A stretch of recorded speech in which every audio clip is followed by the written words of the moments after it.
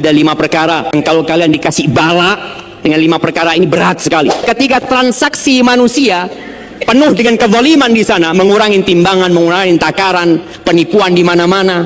Apa hukumannya? Allah akan hukum mereka dengan harga-harga yang melambung tinggi, biaya hidup semakin mencekik, kemudian pemimpin yang zalim. Kalau bukan karena binatang ternak itu, Allah nggak akan kasih hujan buat mereka.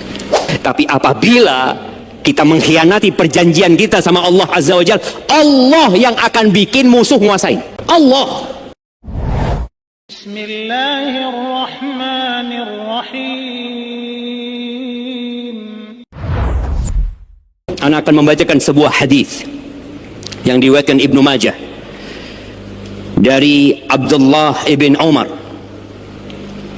radhiyallahu anhuma, bahwa pernah suatu hari Rasulullah sallallahu alaihi wasallam menghadap kepada kami. Beliau mengatakan, "Ya ma'syaral muhajirin, wahai orang-orang muhajirin, khamsun idza btulitum bihinna wa a'udzu billahi an tudrikuhunna." Ada 5 perkara yang kalau kalian dikasih bala dengan 5 perkara ini berat sekali, dan aku berharap kalian tidak akan hidup sampai masa itu. Ini pesan kepada generasi yang akan melanjutkan perjuangan di muka bumi. Yang pertama, lam tadharil fahishatu fi qaumin qatta hatta yu'linu biha illa fasha fihim at-ta'un wal awja' allati lam takun madat fi aslafihim alladhina madaw. Tidaklah di sebuah negeri al-fahisha, perbuatan keji tadi, perzinaan, LGBT dan teman-temannya itu muncul dan nampak di satu kaum, kemudian mereka mengumumkannya, nggak sembunyi-sembunyi lagi. Ada kondisi orang berbuat dosa sudah nggak sembunyi-sembunyi aja. Na'udzubillah min dzalik. Sekarang orang berzina di video, kemudian disebarkan. Kalau itu terjadi, apa kata Nabi SAW? Allah akan berikan hukuman. Hukumannya adalah akan tersebar di antara mereka wabah penyakit, taun, dan penyakit-penyakit yang belum pernah ada di umat-umat sebelumnya. Ya, COVID-19 ya, COVID-19. Kita tahu penyebabnya apa. Orang ribut, oh gara-gara ini, oh ini mungkin karena Cina, mungkin karena ini, karena itu. Karena Allah yang memberikan hukuman kepada kita. Allah yang menghendaki itu terjadi. Sebabnya boleh jadi banyak. Kita kadang-kala hanya sibuk dengan sebab duniawi, lupa dengan jalur langit, di mana Allah Azza wa Jal apabila ingin melakukan sesuatu, Allah tinggal mengatakan kun, jadi. Yang kedua, walam yanqusul mikyala wal mizan illa ukhidhu bisinina wa syiddatil mu'na wa jawris sultan alaihim. Dan tidaklah penduduk negeri itu mengurangi takaran dan timbangan. Mengurangi takaran dan timbangan. Melainkan Allah akan berikan azab kepada mereka dengan paceklik, kemarau yang panjang. Kemudian harga-harga menjadi mahal, naik. Dan yang ketiga, kezaliman pemimpin.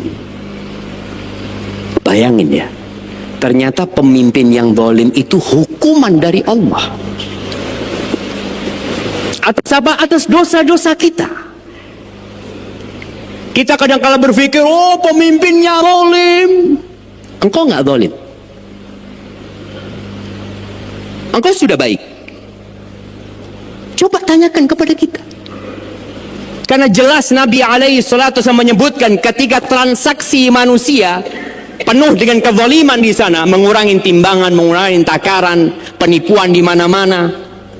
Apa hukumannya? Allah akan hukum mereka dengan paceklik panjang, dengan harga-harga yang melambung tinggi, biaya hidup semakin mencekik, kemudian pemimpin yang zalim.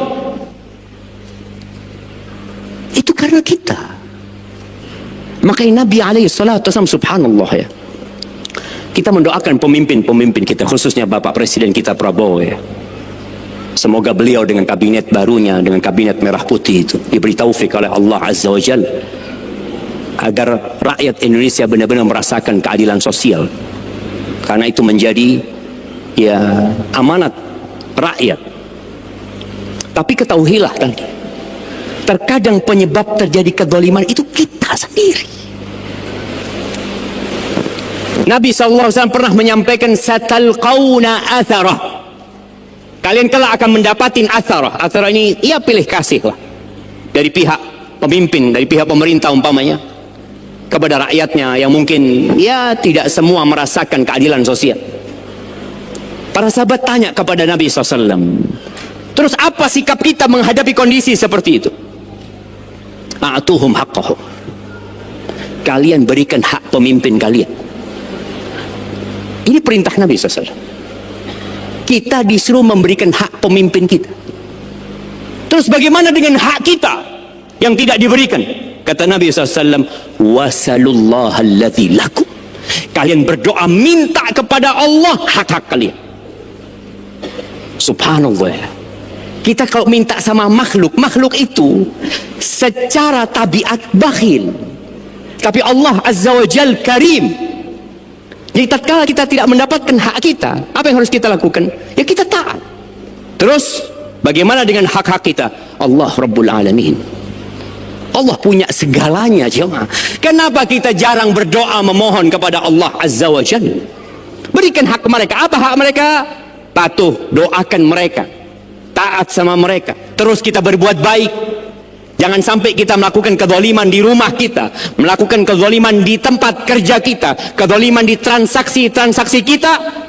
Insya Allah, Allah akan berikan petunjuk kepada pemimpin-pemimpin kita. Ingat, Jaurus Sultan itu hukuman dari Allah. Yang ketiga, waktunya udah habis ya, nah, baik. Yang ketiga, udah keempat.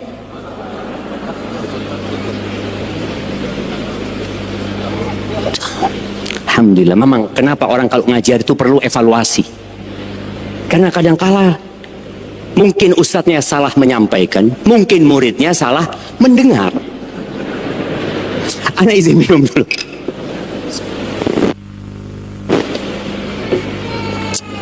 Yang kedua ini jamaah,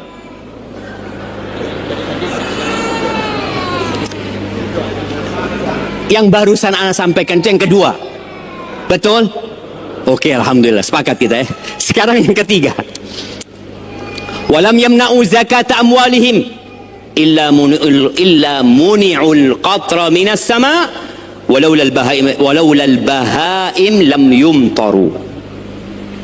Dan tidaklah mereka menahan zakat harta mereka, melainkan Allah Azza wa Jalla akan menghalangi turunnya hujan buat mereka. Kalau bukan karena binatang ternak itu, Allah nggak akan kasih hujan buat mereka. Tolong semuanya kembali kepada yang awal disampaikan, belajar bagaimana mengeluarkan zakat. Banyak petani-petani yang tidak mengeluarkan zakat. Banyak pedagang-pedagang yang salah cara perhitungan zakatnya karena nggak belajar. Datang kepada para asatidah, Ustaz, anak punya pedagangan seperti ini, tolong hitungkan zakatnya berapa, Ustaz. Kadangkala orang kalau punya uang 1 miliar, zakatnya berapa? 25 juta. Baik, kalau 1 triliun 25 miliar. Betul? Kalau 10 triliun 250 miliar. Banyak banget, Ustaz. Ada seorang syekh, dia cerita, anak ini yang banyak datang konsultasi sama ini yang uangnya miliaran, yang triliunan nggak pernah konsultasi zakat. Itu realita ketika khalifah nggak mau belajar, akhirnya dia membuat kerusakan. Betapa banyak hak-hak orang miskin yang dimakan sama dia. Wa fi amwalihim haqqun maklum. Dan di harta-harta mereka ada hak yang sudah dimaklumi. Buat siapa? Lisa'il wal mahrum. Buat orang yang minta-minta atau orang miskin yang tidak minta-minta. Dan kemudian yang keempat, walam yanqudu ahdallah wa ahda rasulih illa sallatallahu alaihim aduwan min ghairihim fa akhadhu ba'dha ma fi aydihim. Allahu akbar. Dan tidaklah mereka mengkhianati perjanjian mereka dengan Allah dan Rasul-Nya. Kita punya perjanjian sama Allah, kita punya perjanjian sama Rasul sallallahu alaihi wasallam. Syahadat kita asyhadu an la ilaha illallah wa asyhadu anna Muhammad Rasulullah.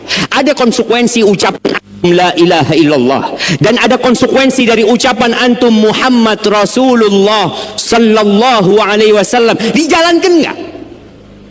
Gimana mau dijalankan? Ngerti aja enggak sebagian kita. Apabila itu terjadi, Allah akan kuasakan musuh dari luar yang menguasai sebagian negeri kita. Akan ada penjajah yang menguasai negeri kita. Ya, akan ada tempat-tempat yang dikuasai oleh orang lain, padahal negeri-negeri kita. Kita tahu bagaimana sebagian negeri kita sudah, ya mungkin diambil sama orang, mungkin dikuasai sama orang. Dan kita lihat bagaimana perjuangan pemerintah kita untuk mempertahankan hal itu. Tapi apabila kita mengkhianati perjanjian kita sama Allah Azza wa Jalla, Allah yang akan bikin musuh menguasai. Allah. Ana tanya kepada salah satu prajurit, ya. Dia mengatakan sebelum Pak Prabowo menjabat, Ustaz, kekuatan negeri kita untuk menghadapi musuh, Ustaz, itu hanya 1 hari, Ustaz. Hanya 1 hari. Setelah Pak Prabowo menjawab jadi 2 hari, Ustaz. Betul, ya. Itu disebutkan. Dengan segala peralatan yang ada kalau musuh asing mau nyerang negeri kita, kita hanya bertahan 1 hari. 2 hari. Setelah itu, ya kita hidup bersama rakyat. Kita berjuang bersama rakyat. Negeri ini bukan hanya milik pemerintah. Negeri ini negeri kita bersama. Apa yang harus kita lakukan? Tadi menjaga perjanjian kita sama Allah. Setiap pribadi jadi orang yang benar, sudah antum. Antum khalifah. Antum ketahui apa tugasku, ya Allah. Apa yang harus aku lakukan? Mengikuti Rasul sallallahu alaihi wasallam. Kalau enggak, Allah kirim musuh. Allah kirim musuh. Dan selesai. Kemudian yang ke-5. Wa ma lam tahkum a'immatuhum bi kitabillah wa yatakhayyaru mimma anzalallah illa ja'alallahu ba'sahum bainahum. Dan tidaklah pemimpin-pemimpin mereka meninggalkan berhukum dengan kitab Allah dan meninggalkan memilih yang terbaik dari apa yang Allah turunkan, melainkan Allah akan jadikan mereka ribut di antara mereka sendiri. Perang saudara, ribut di antara mereka, bunuh-bunuhan di antara mereka, itu akan terjadi.